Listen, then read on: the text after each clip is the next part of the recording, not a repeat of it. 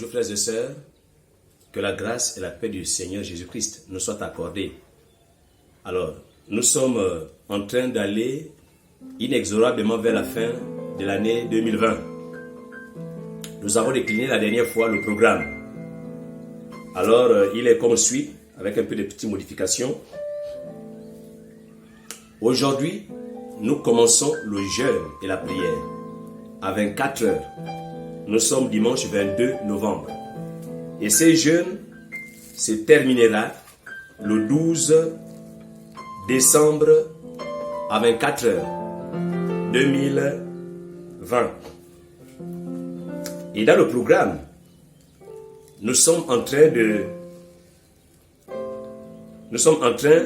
voir tout à l'heure qu'est-ce que le jeûne, c'est quoi le jeûne, pourquoi le jeûne.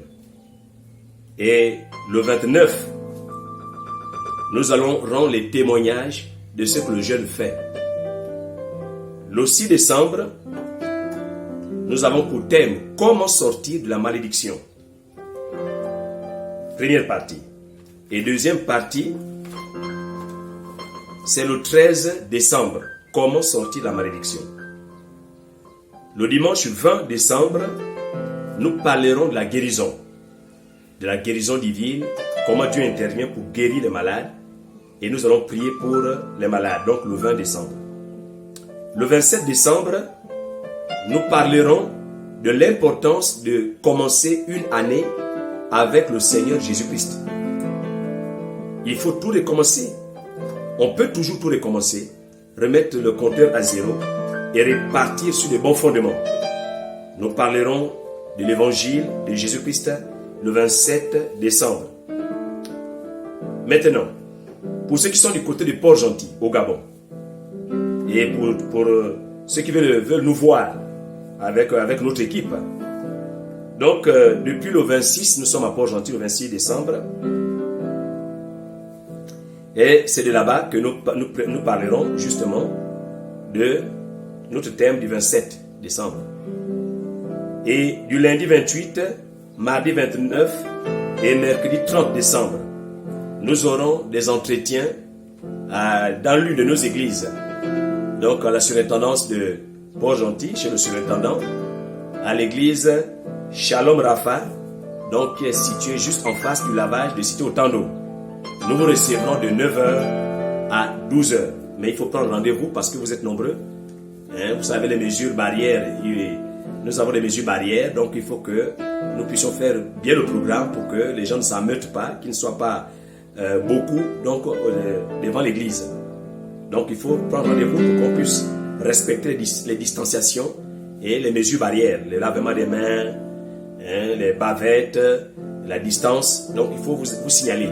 Si vous venez à Port-Gentil à partir du 28, lundi 28 au mercredi 30, alors pour un entretien, une prière, une délivrance, alors il faut que vous puissiez vous signaler.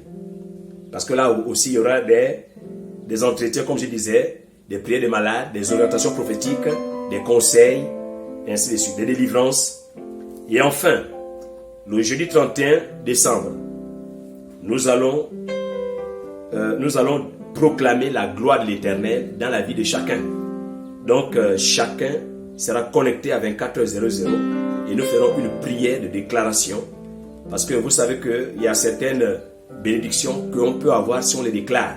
Et il y a des décrets aussi que nous allons publier, donc spirituellement parlant, pour que ceux qui sont attachés soient détachés, ceux qui n'arrivent pas à réussir réussissent, et ceux qui sont un peu virevoltants, qu'ils soient vraiment assis dans la foi au nom de Jésus. Alors tout à l'heure nous allons parler du jeûne, mais je vais prier. Nous te bénissons Seigneur pour ta présence. Nous disons gloire à ton Saint-Nom, à Dieu d'Abraham, d'Isaac et de Jacob, notre Dieu. Protège chaque famille de la terre. Protège chaque foyer. Protège chaque enfant, fille ou garçon, chaque homme, femme, homme. Seigneur, étends tes mains pour que ces fêtes se passent dans de bonnes conditions. Nous venons lier l'homme fort. Nous paralysons au nom de Jésus tout ce qu'il veut faire pour nuire à la santé des humains et que la seule gloire te revienne au nom de Jésus-Christ. Seigneur, sois maintenant avec nous et explique-nous c'est quoi le jeûne, quelle est l'importance du jeûne. J'ai prié au nom de Jésus-Christ. Amen. Alors, qu'est-ce que le jeûne? C'est quoi le jeûne? Le jeûne, par définition, est l'abstinence des choses que l'on aime. Le jeûne, comme nous disions, c'est ce temps que nous prenons pour vaquer à la prière. Le jeûne, comme le déclare le prophète Ésaïe, mais c'est ce jour agréable où notre voix est entendue au ciel, en haut. Et nous allons prendre un texte qui se trouve dans Ésaïe chapitre 58 et nous allons comprendre la pensée du Seigneur lorsqu'il parle du jeûne. Dans Ésaïe chapitre 58. Après, nous allons lire un autre verset dans le livre de Matthieu au chapitre 9.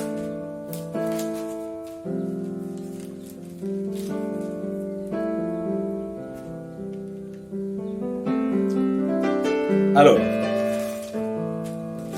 Matthieu chapitre 6, autant pour moi, verset 16. Mais nous allons commencer avec Ésaïe chapitre 58. Il dit ceci. Nous lirons les versets 6, 7 et 8. Voici le jeûne auquel je prends plaisir. Détache les chaînes de la méchanceté. Dénoue les liens de la servitude. Renvoie libre les opprimés. Et que l'on rompe toute espèce de joug. Partage ton pain avec celui qui a faim. Et fais entrer dans ta maison les malheureux sans asile. Si tu vois un homme nu, couvre-le et ne te détourne pas de ton semblable. Alors, ta lumière poindra comme l'aurore et ta guérison germera promptement. Ta justice marchera devant toi et l'Éternel et la gloire de l'Éternel t'accompagnera. Et la gloire de l'Éternel t'accompagnera. Parole du Seigneur. Amen.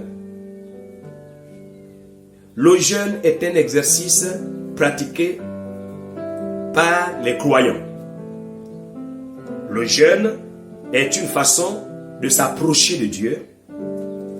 Et le jeûne également est pratiqué, comme je disais, pour s'approcher de Dieu.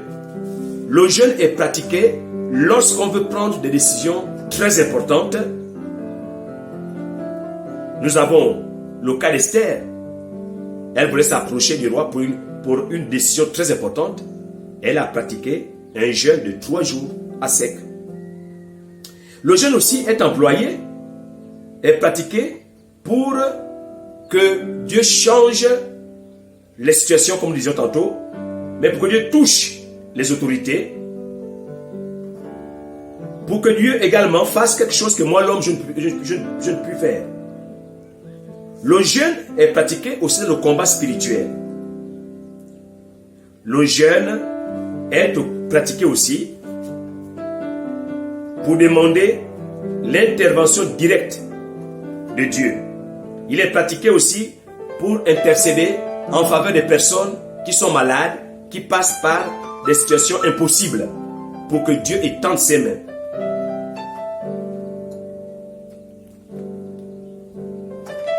Alors, mais comment faire le jeûne également? Et ça, nous passons dans Matthieu chapitre 6, le verset 16. Il dit, lorsque vous jeûnez, ne prenez pas un air triste, comme les hypocrites, qui se rendent le visage tout défait pour montrer aux hommes qu'ils jeûnent. Je vous le dis en vérité, ils reçoivent leur récompense. Mais quand tu jeûnes, parfume ta tête et lave ton visage, afin de ne pas montrer aux hommes que tu jeûnes, mais à ton Père qui est là, dans le lieu secret. Et ton Père qui voit dans le secret te le rendra. Et ton Père qui voit dans le secret te le rendra. La plupart des personnes jeûnent, mais ne reçoivent pas les bénédictions. Mais parce qu'effectivement, on jeûne pour faire la publicité. On jeûne pour montrer aux autres que nous sommes spirituels. Alors là, on ne peut pas avoir de bénédiction comme nous l'avons écouté. On a déjà reçu la bénédiction puisque l'autre est déjà au courant.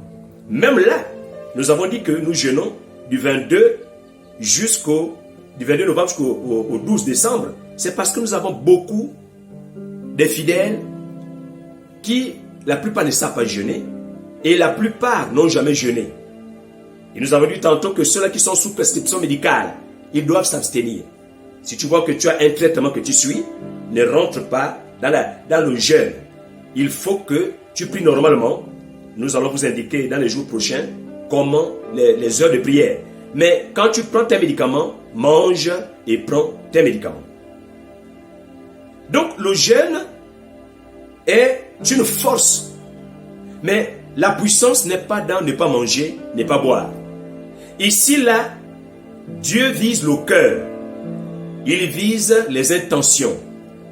Il vise également la sensibilité du cœur. Il vise la compréhension de cette vie sur cette terre. Comment voyez-vous? Nous avons lu dans Ésaïe chapitre 58, à partir du verset 7 à 6. Et même avant le verset 7, il dit, vous jeûnez pour vous disputer et vous quereller. On ne jeûne pas pour se disputer, frères et sœurs. À des moments, tu comprends, au travail, il y en a qui peuvent prendre, parce que dans ces jeûnes-là, il y a plusieurs sortes de jeûnes. Il y a le jeûne absolu, c'est-à-dire qu'on ne mange pas, on ne boit pas l'eau. Il y a le jeûne partiel, c'est-à-dire qu'on coupe à une certaine heure, surtout à partir de l'heure de l'offrande du soir, donc vers 15h jusqu'à 18h, et même 20h, même 24h. Il y a le jeûne complet, on ne boit que de l'eau. Il y a plusieurs sortes de jeûnes. Messieurs et madame peuvent pratiquer un jeûne, vu leurs problèmes de couple, peut-être ils ne font pas d'enfants, ou peut-être les moyens sont compliqués, ils peuvent s'abstenir du sexe pendant un temps. Messieurs et madame peuvent dire, bon, on s'abstient des rapports sexuels pendant un temps, 40 jours par exemple, ou même 2 mois, ou 3 mois, tant que le Seigneur n'a pas exaucé. Pourtant, vous avez des enfants, vous avez même des parents, mais vous mangez, vous pratiquez, mais vous êtes abstenu de quelque chose que vous aimez, de quelque chose qui fonde le couple pour réclamer une bénédiction spéciale. Parce que le jeûne, on peut le faire seul, on peut le faire à deux, en groupe, en communauté, même toute une nation. À des moments, on demandait au peuple, donc on lançait une convocation solennelle pour que tout le monde jeûne. Donc, le jeûne est très important. Le problème, ce n'est pas Dieu. Le problème, c'est vous et moi, nous. Nous avons des choses qui ne cadrent pas avec la spiritualité. On demande à Dieu, au Dieu invisible, d'intervenir, mais cependant, on a des cacheteries dans le cœur. Cependant, on a des idées iniques, des idées préconçues pour faire du mal à quelqu'un. Mais cependant, nous sommes arrogants. Mais cependant, nous profitons de notre supériorité pour détruire les autres. Nous profitons de nos situations pour écraser les autres. Nous profitons de notre autorité pour faire du mal. Alors que quand tu as une connaissance, quand tu as une force supplémentaire, il faut faire du bien. Parce que finalement, nous sommes tous faits à l'image de Dieu. Chacun de nous a l'imarodé de Dieu, le roi de l'Éternel. Chacun de nous respire. Chacun de nous veut manger et boire. De la même manière que tu veux une certaine satiété, l'autre aussi veut la même chose. Donc, jeûner est très important pour la vie d'un croyant. On ne jeûne pas pour montrer qu'on jeûne. On ne jeûne pas pour faire la fête. Non. Jésus lui-même, avant de commencer le ministère, a jeûné. Pendant que nous jeûnons, c'est là où on peut savoir ce qui reste de nous. On peut savoir qui nous sommes. Mais dans le jeûne, on peut avoir la connaissance de notre être spirituel, notre être psychologique, mental, intellectuel et même physique dans le jeûne. C'est ce temps-là qu'on prend pour mettre à côté et où on supplie Dieu. On commence à fouiller tout ce qui n'est pas de Dieu. Effectivement, là-dedans, il faut faire attention de ne pas pratiquer ce qu'on appelle l'introversion. Parce que l'introversion, ici, là, quand vous confessez les péchés, ne cherchez pas à spéculer. Ce qui vient, vient. Ce qui ne vient pas, laissez ça. Sauf quand le Saint-Esprit vous le révèle. Donc, nous disions tantôt que le jeûne ici, là, c'est d'abord mon cœur. Jésus a commencé son ministère, avant de commencer son ministère, il s'est fait baptiser et il s'est éloigné, il s'est écarté pour 40 jours et 40 nuits afin de jeûner, donc de parler avec son Père. Le jeûne est très important dans l'exercice du ministère. Le jeûne et la prière pour un pasteur, c'est très important. Quand tu dois imposer les mains malades, quand tu dois prier, le jeûne est très important pour le prophète. Parce que le prophète doit toujours être à côté de la pensée du Seigneur, au cœur même de Dieu. Et c'est là, dans le jeûne et la prière. Le jeûne est important également pour l'évangéliste.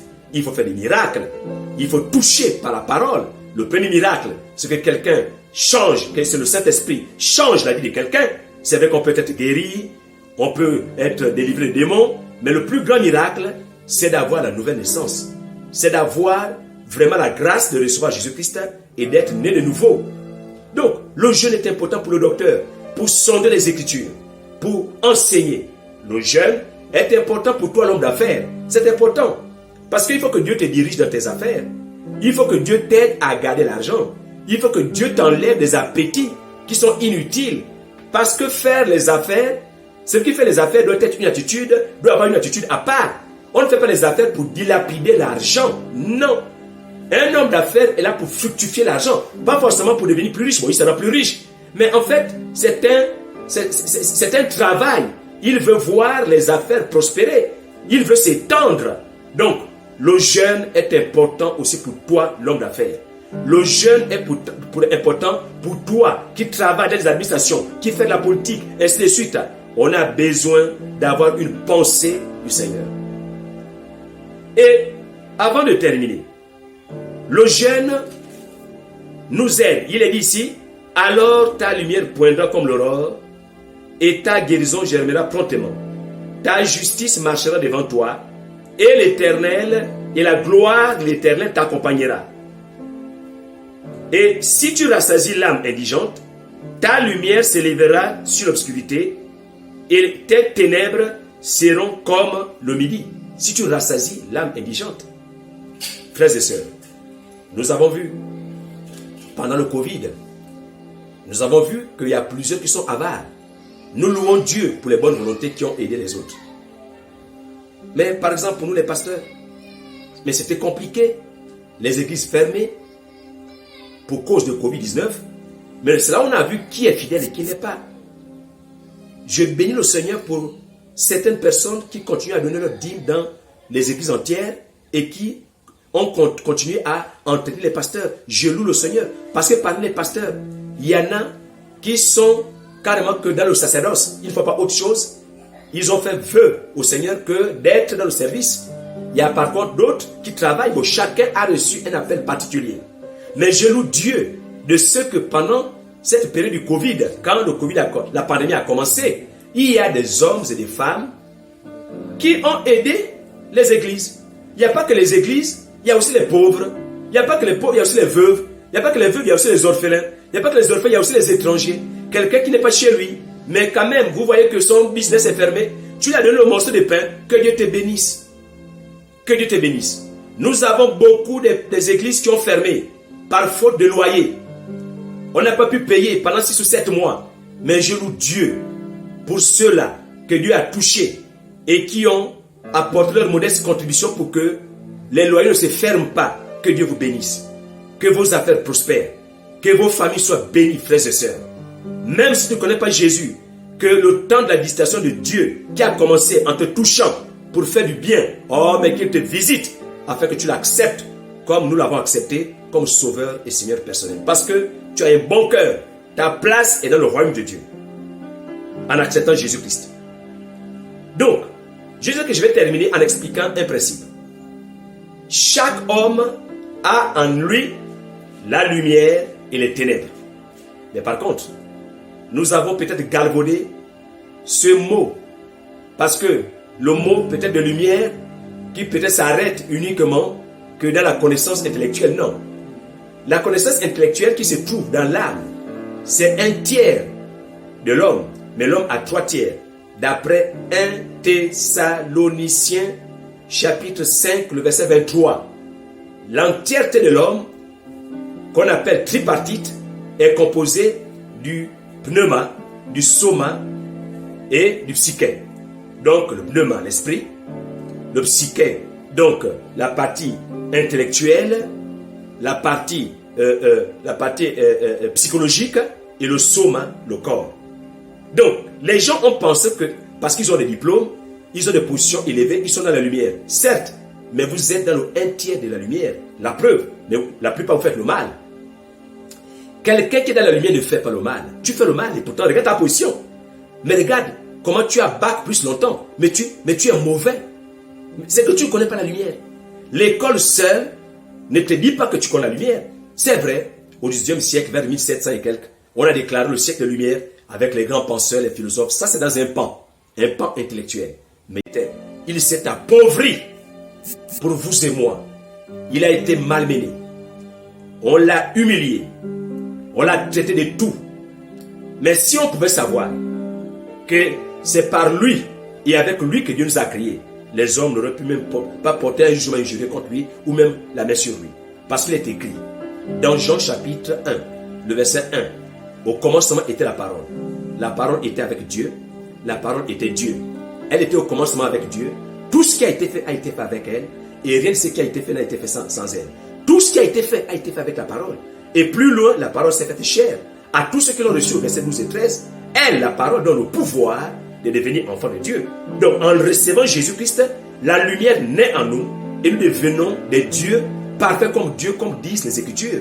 Parce que il dit, soyez parfaits comme votre Père est parfait. Mais avec quelle force? Mais la force des Écritures, la force de la parole de Dieu. Mais la parole de Dieu, c'est l'homme Jésus-Christ qui s'est matérialisé et que notre voix puisse être entendue au ciel. Frères, du 22 au 12, ma prière est que ta voix soit entendue au ciel. Je vais prier pour vous. Seigneur, au nom de Jésus, aide-nous à jeûner. Aide-nous pour que notre voix soit entendue en haut. Ce jour agréable à l'homme, c'est vrai que nous sommes courbés comme des gens. On peut avoir des cendres.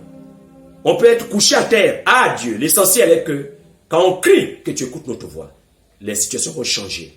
Oh Seigneur, les guérisons viendront. Les portes fermées seront ouvertes. Oh Dieu d'Abraham, les miracles vont foiser. Ça est là. Parce que tu auras exaucé nos prières. Je te loue et que la gloire te revienne. Au nom de Jésus-Christ. Amen.